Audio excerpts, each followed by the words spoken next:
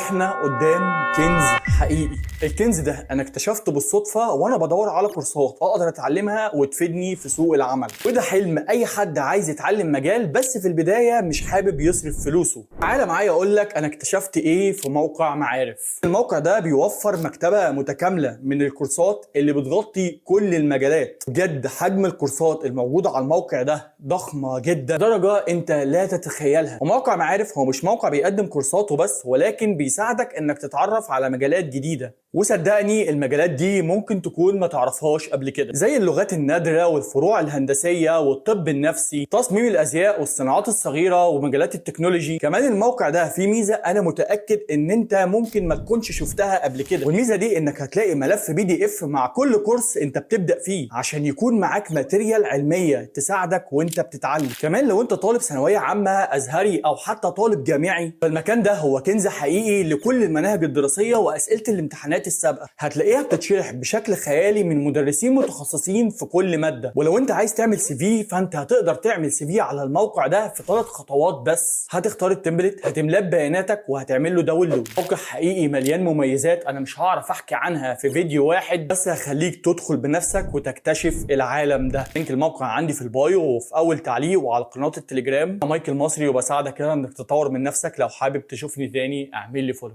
سلام.